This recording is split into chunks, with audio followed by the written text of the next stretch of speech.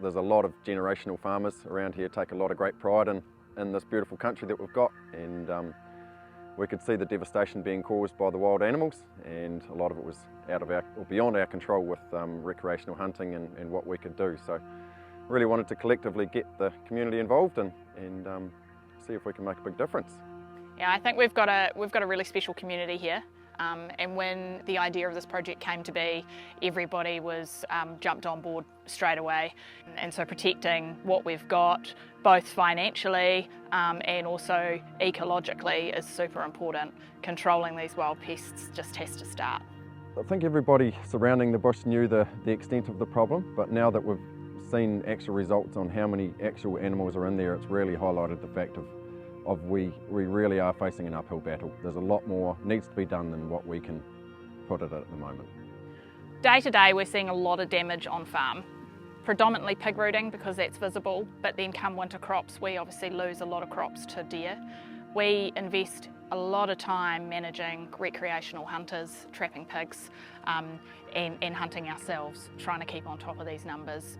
But the reality is it's going to take a collaborative approach to get on top of the numbers that we've got in our catchment.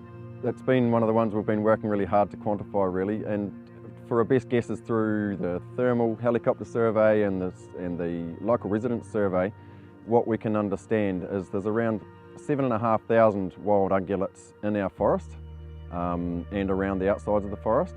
We take off 170 deer and 170 pigs per year, not just us personally, that's private hunters and we call them professional hunters coming in, so that might be like a helicopter cull, but we do a lot of trapping and that seems to be getting a hold of quite a few pigs.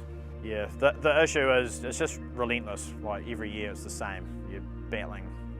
So this project is broken into 3 phases. We have been funded for the first phase thanks to Thriving Southland, and the first phase involved understanding what the problem is.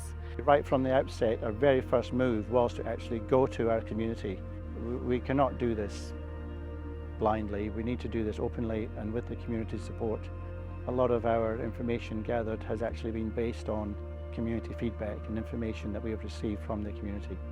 30 farmers around the area all returned a survey, giving us information on the extent of the problem that they think they have, how much food or crop that they think that they're losing, or any patterns that they've seen over time. We endorsed a helicopter thermal survey to do a transect right across the whole catchment to do a fairly accurate measure of the animals that are actually there.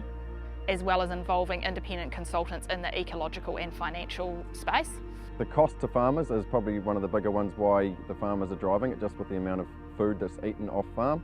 The total cost to the catchment in both feed consumed, damage to pastoral land and greenhouse gas emissions to the catchment is just over $2 million, and the feed consumed by both pigs and deer on farmland equates to about just over 2,000 stock units equivalents in farmed animals. But a lot of us really are really concerned about the state of the forest. We were brought in to do basically a survey of forest health and Indigenous biodiversity, particularly looking at regeneration of the forest.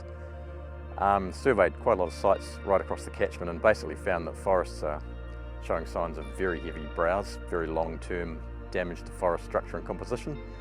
Of particular concern is the fact that there's basically no regeneration of palatable species, particularly species like broadleaf and tree fuchsia, and without some fairly drastic intervention, those species could well be lost in the near future and could even reach a tipping point where the canopy starts to collapse.